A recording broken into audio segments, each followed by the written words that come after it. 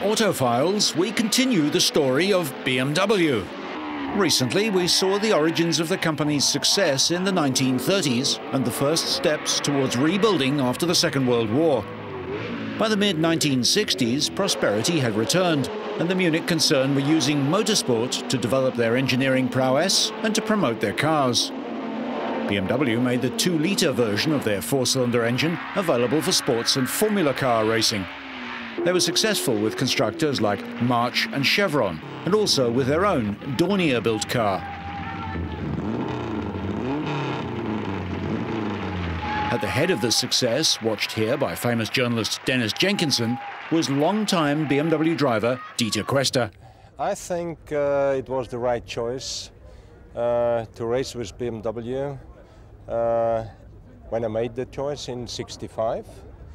And I was 3 times European Championship. I have had a lot of success with all the BMW racing cars, and it couldn't be wrong to stay with BMW such a long time.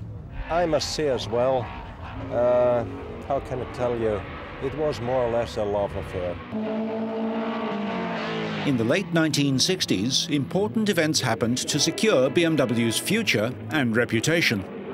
They produced the 2002, and with a fuel-injected and eventually turbocharged engine, the car was virtually unbeatable in touring car races. The two-door version had a 1600cc engine version as well.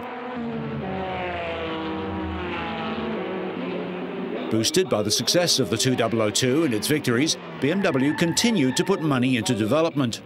As a result of doing so, a new family of 6-cylinder engines was produced.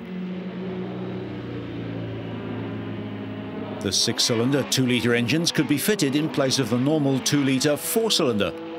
The CS and CSL models were built by Karmann at Osnabrück in northern Germany and were to replace the 2002 and its derivatives in racing. Dieter Quester kept himself busy climbing the hills. This form of motorsport always attracted great crowds in Germany. Through hill climbing, pre-war heroes Manfred von Brautitsch, Rudolf Caracciola and Hans Stuck made their reputations.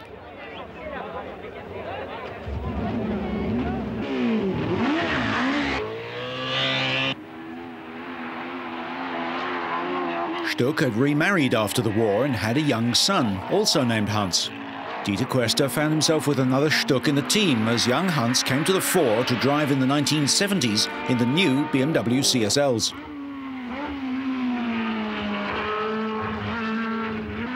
Other drivers of note also appeared in these cars. Here at Spa in the 24-hour touring car race, a young Niki Lauda is about to climb aboard a BMW. Helmut Kelleners won the European Championship 3 times. Spa was home to perhaps the greatest long-distance test for saloon cars. It's here that BMW were able to build their reputation. They took on Mercedes, Chevrolet, Jaguar, Rover, Ford and Alfa Romeo.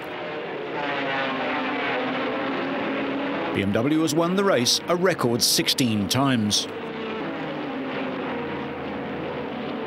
Dr. Alex van Valkenhausen played an important role at BMW from the 1930s onwards. As head of the engineering department, he was responsible for the development of both the 2-litre 4-cylinder and the 6-cylinder range of engines. That development played its part in BMW's competition success. BMW followed the old adage that racing improves the breed. It's the life of the car. The driver feels the power and the smoothness and every characteristic of the engine. If he is fond of driving, it is very fun to have a good engine.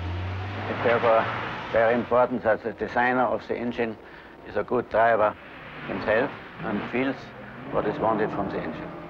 When I got the order to design this engine, nobody thought about racing. But to tell the truth, I did. Therefore, I designed the engine so strong and so effective that it really could be used for racing later on.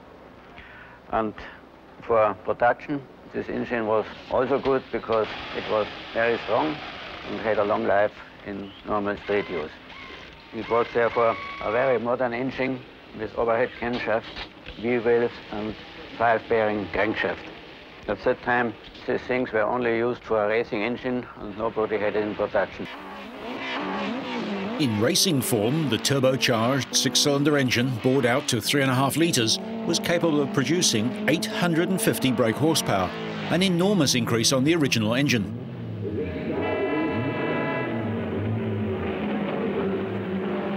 The original 1600cc design was put to good use in Grand Prix racing in the 1980s when the 1500cc turbo era came along.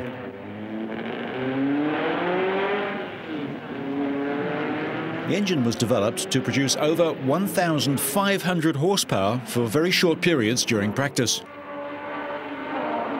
BMW also raced their 5 Series saloon in races between the production of the CSL ending and the introduction of the new 6 Series. While the 5 Series was a capable car, it was the new 6 Series that took over from where the CSL left off.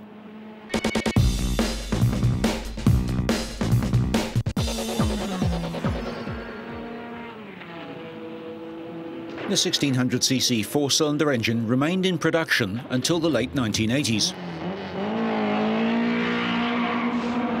BMW had another surprise in store, producing new 6-cylinder engines ranging from 2 litres and upwards. These set the standards for smoothness and performance. BMW have stayed with the front-engine, rear-wheel drive layout for their entire saloon range. BMW employees have a reputation for long service. Dieter Quester has raced cars for the company for over 30 years. It was in '68, and we started with the 2002 TI, the European Championship, and then we changed over to the 2002 TI, and this was the car. With this car we beat Porsche, and we win the championship again in '68. The CSL was a car which set new standards. Oh yeah, this was a great time with the CSL. I remember when I saw first time the CSL with the wing on the roof, the big wing on the rear, and when we started this car, or when we were first time out at Nürburgring, the car was at least, I think, 15 seconds quicker than the old CSL. So it was a big improvement, and this was more or less the base for a lot of successes the following 10 years. IMSA, European Championship, and so on. So the CSL was a very, very successful car, and as well a good-looking car.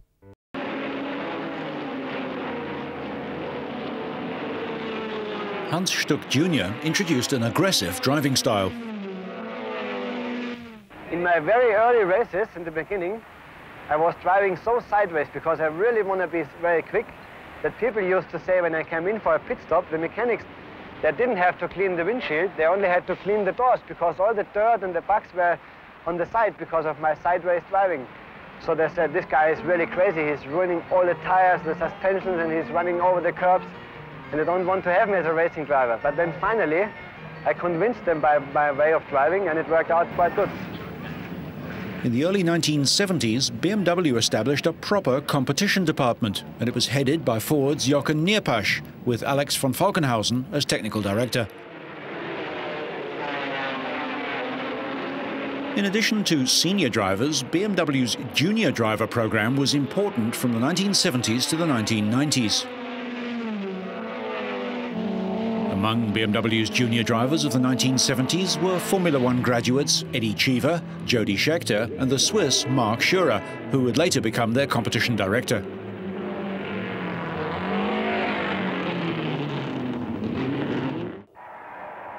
BMW took their cars to Le Mans to challenge for class honours in the 24-hour, and the 635 acquitted itself well, producing a reliable performance against much faster opposition, regularly chasing the Porsches.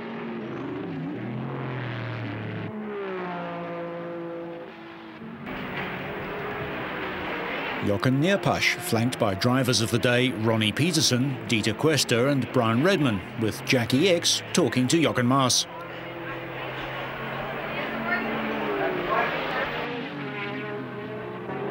unlike many of their competitors who seem only to understand international success, BMW have long appreciated that it's important to do well in national championships throughout the world. America is a particularly important market for BMW. They took the time and effort to make sure that their cars were competitive in American races. BMW established national teams in saloon and touring car races in many countries, and the spearhead of this was initially the American market. BMW felt that competing with Porsche on the circuit could also give them an advantage in the marketplace as well. The development of this has been BMW's establishment of a manufacturing plant in the USA.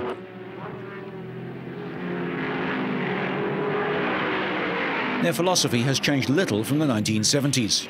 Jochen Nierpasch speaking at that time. At BMW, it's the same engineers who are working on the racing engines are also working on the production engines. And for example, the racing engineers, they are always under heavy time pressure.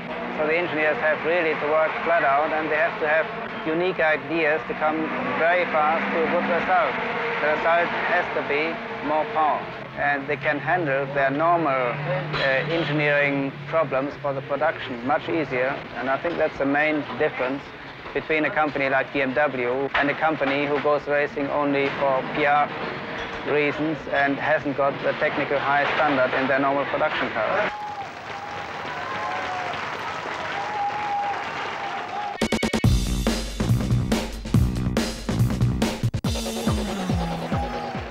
BMW did compete successfully at Le Mans in partnership with McLaren in the Gordon Murray-designed F1. This was McLaren's and the world's ultimate driver's car. BMW could call on a vast pool of drivers, many of whom had had a long association with the company.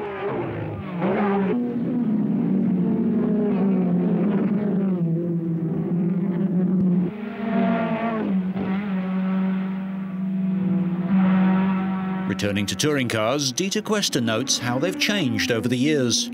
I must say the change from the touring cars, let's say from the 1800 IIIa to the DTM cars, was really a very, very big change regarding to tires, brakes, engine-wise, suspension and so on. I must say not so in the Formula 2 car. I mean, I drove modern Formula cars, but when I jumped in yesterday in our Dornier Formula 2, the difference was not so as from the 635, let's say, to the DTM car.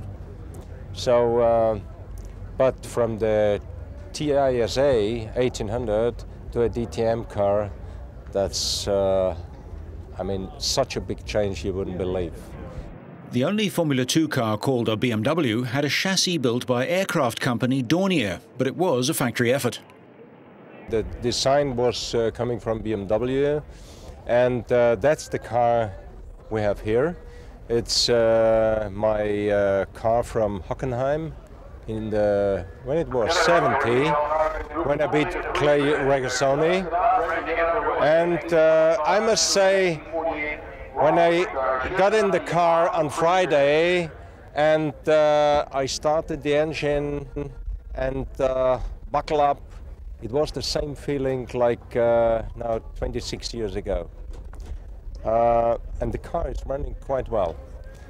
So I must say this 26 years when I drove the car last time seems to me like 5 years. No more. After using the Dornier chassis, BMW supplied engines to March for Formula 2. Here's Hans Stuck after a win. BMW paid serious attention to their drivers' fitness and preparation. The junior drivers program was the start of this. Drivers in Formula 2 had sponsorship, but sometimes had little direct money themselves. Through their BMW contract, they were paid properly and learned to take care of themselves and their business interests. It paid off for BMW because many of them stayed under contract for further years.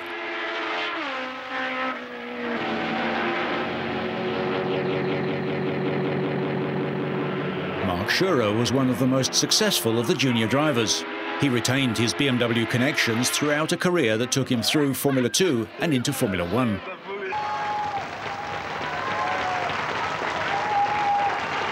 Eddie Cheever returned to the USA for kart racing. Mark Schurer went on to win the Formula 2 championship with a BMW-engined car. BMW's production-based engines were successful for many years before specialist engines took over. Mark Schurer returned as a competition director.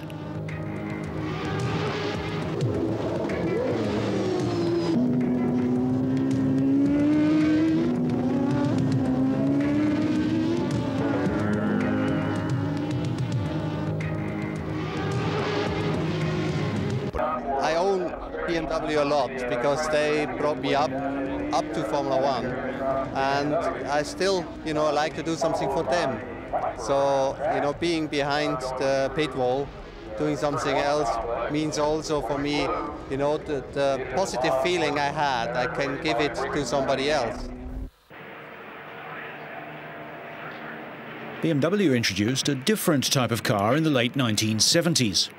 This is the mid-engined Group 5 racer with 850 brake horsepower from its 3.5-litre engine.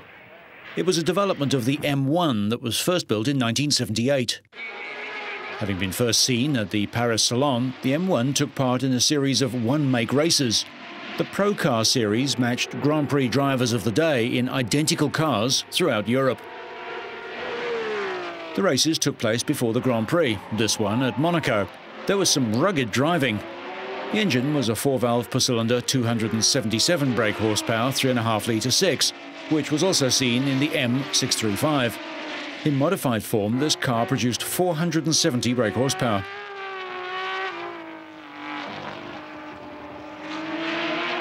The cars could also shift a barrier quite well too.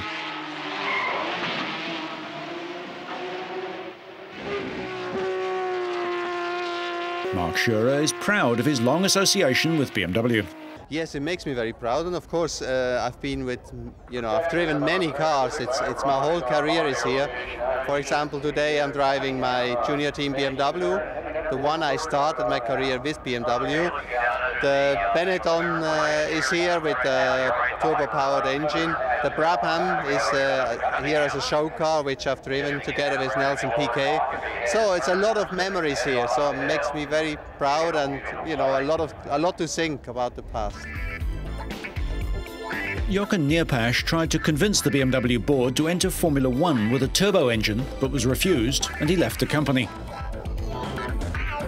In 1980, BMW management was persuaded to change its mind by Nierpasch's replacement, Dieter Stappert, and the company announced that it would build a Formula 1 turbocharged engine for the Brabham team. The engine was first tested at the end of 1980 and began racing in 1982, winning its first race with Nelson Piquet in Canada in June. The engines went on to score 8 more wins in Formula 1 and took Piquet to the World Championship in 1983. BMW powered Benetton's first win in Mexico in 1986, when BMW contracted driver Gerhard Berger was victorious. At the end of 1986, BMW announced that it was withdrawing from Formula 1 and the rights to the engines were sold to Megatron and continued to be raced by the Arrows team in 1987 and 88. After the turbo era finished, BMW concentrated on touring cars. What was Dieter Quester's favourite of the many BMWs he raced? 635 was the car when we have to beat Tom Walkinshaw with the Volvos and the Jaguars. So it was a great time, and the end of the story was we win again the championship with the 635. Quester had some highly regarded teammates, including Stuck and Berger. The problem, I drove with Gerhard I remember in Brunner. And the problem with Stucky was they like to have us in each team, but not together. There was one incident when Dieter tried to sell Stuck's house without him knowing. I advertised Stucky's house. It was a house for, let's say, 2 million Deutschmark, and I advertised the house in a very famous paper in Germany for 200,000 Deutschmark. And Saturday morning, he had work stopped on his ground, so it was a big problem afterwards for me, I must say. By the mid-1980s, the reign of the 635 was over, and BMW, faced with opposition from Rover and Jaguar, decided to move forward.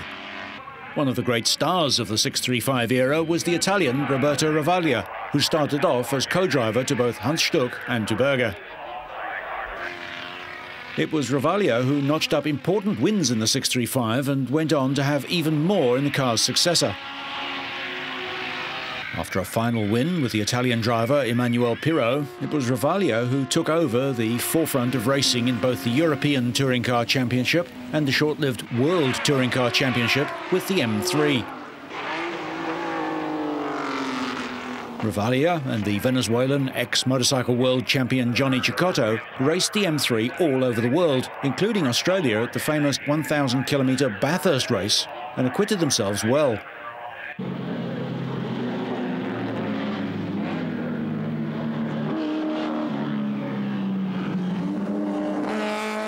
By the 1990s, national touring car championships were for 2-litre cars. BMW had signed up a fine array of drivers. Among them was the British driver Steve Soper, who'd been with BMW a long time.